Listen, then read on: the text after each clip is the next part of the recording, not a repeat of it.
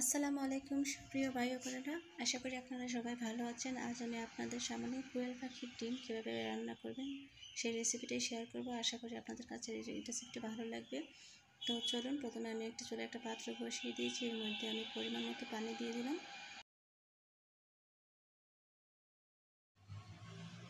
এখানে আমি 7-8টা কোয়েল পাখির ডিম নিয়ে নিয়েছি।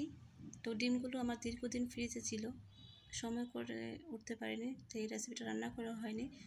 তো ডিমটা সিদ্ধ করার পর বুঝতে পারলাম যে কয়েকটা ডিম এখানে নষ্ট হয়ে গিয়েছে। তো এখন ছোটো ছোটো আলু আছে, আলুগুলো দিয়ে দিলাম। আর ছোটো আলুর টেস্টটাই ভালো, সেজন্য আমি ভাবলাম যে ছোটো আলু দিয়েই আমি এই রান্নাটা শেয়ার করবো আপনাদের মাঝে। তো আমি তো অবশ্যই রান্না করে এটা খেয়েছি, সত্যিই ভিউয়ার্স অসম্ভব মজার হয়েছিল।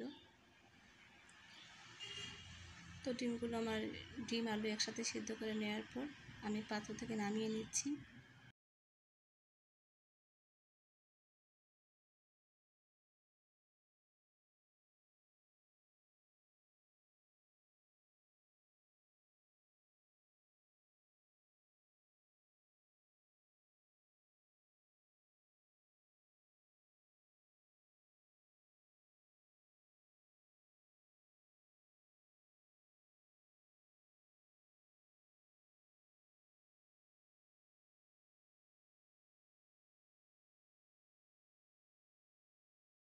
চুলায় চলে আসলাম, চুলায় পর্যাপ্ত পরিমাণে তেল দিয়ে নিলাম, দিয়ে দিচ্ছি দুটো তেজপাতা চিড়ে। এখন প্রথম অবস্থায় আমি ডিমগুলোকে ভেজে নেব। এখানে আমার অধিকাংশ ডিমই নষ্ট হয়ে গিয়েছে, 3-4টা ডিম ভালো আছে। সেই ডিমগুলোকে আমি একটু ভেজে নিচ্ছি। আমার কপালই খারাপ, যেহেতু ডিমগুলো ভালো হয়নি। সামান্য হলুদ আর লবণ দিয়ে ডিমগুলোকে আমি ভেজে নেব প্রথমেই।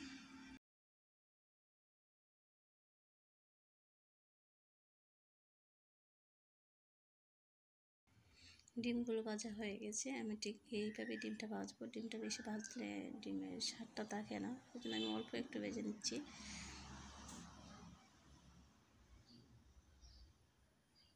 তো এখন একটা পেঁয়াজ কুচি করে দিয়ে দিলাম, দিয়ে দিচ্ছি অল্প পরিমাণ আদা রসুন বাটা, আর দিয়ে দিলাম 5 চামচের মতো পেঁয়াজ বাটা, স্বাদ মতো লবণ। এখন এই মশলাগুলোকে একটু নেড়েছে 2 থেকে 3 মিনিটের মতো। চুলার আঁচটা অবশ্যই মাঝারি আঁচে রেখে ফুল রান্নাটা আমি কমপ্লিট করব। তো ঢাকনা দিয়ে রেখে 2-3 মিনিট কষিয়ে নেওয়ার পর এখন পরিমাণ মতো জাস্ট মশলা কষানোর জন্য যতটুকু পানির প্রয়োজন ঠিক ততটুকু পানি আমি অ্যাড করব।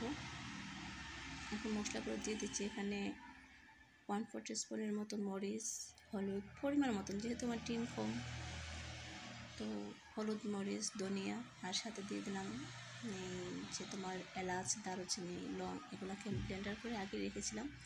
তো পরিমাণ মতো আর কি, ধরেন 1/4 টিস্পুনের মতো দিয়ে দিচ্ছি। সবগুলো মশলা একসাথে দিয়ে আমি আবারও 2-3 মিনিট কষিয়ে নিচ্ছি। তো মশলাটা কষানো হয়ে গিয়েছে ভিউয়ার্স, আপনারা দেখতেই পাচ্ছেন মশলার উপরে তেল বেশি হচ্ছে। তখন এরই মধ্যে আমি দিয়ে দিব যে আলুগুলো আমি সিদ্ধ করে রেখেছিলাম, এই আলুগুলোকে আমি ম্যাশ করে নিয়েছি। তো এই আলুগুলো আমি দিয়ে ভালো করে নেড়ে ছেড়ে 2-3 মিনিট ভালো করে নাড়াচাড়া করব। ওটা একটু ভেজে নেব জাস্ট।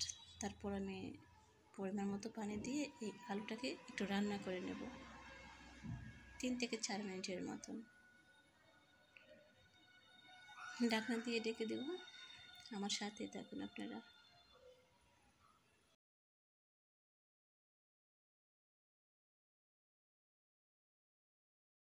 তো আমার আলুগুলো কষানো হয়ে গিয়েছে, আমি আবারও একটু নেড়ে চেড়ে নিলাম। এখন এর মধ্যে ওই যে 4-5টা ডিম ভালো ছিল, সেই ডিমগুলো দিয়ে দিলাম। এখন আমি এখানে দিয়ে দিচ্ছি লিকুইড দুধ, জাল করে নেওয়া 1/2 কাপের মতন। তো দিয়ে একটু নেড়ে চেড়ে নিচ্ছি।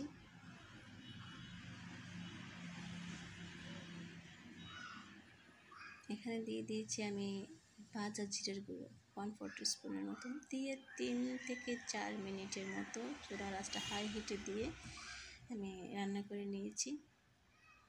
আমি এই রান্নার মধ্যে মানে একটু পানি রাখবো না, দেখতেই পারতেছেন পানি সবগুলো শুকিয়ে গেছে। এখন নামিয়ে নিব। হয়ে গেছে আমার কোয়েল পাখি বোনার রেসিপি, কোয়েল পাখির ডিম বোনার রেসিপি। আশা রাখি এই রেসিপিটা আপনাদের কাছে ভালো লাগছে। অবশ্যই আপনারা বাসায় ট্রাই করবেন। আপনারা ট্রাই না করলে কিন্তু টেস্টটা বুঝতে পারবেন না। সত্যি বলছি অনেক ভালো হয়েছিল, আমার খেতে অনেকটাই ভালো হয়েছে। আমি এই তরকারি দিয়ে ভাত খেয়ে নিয়েছি। তো ভালো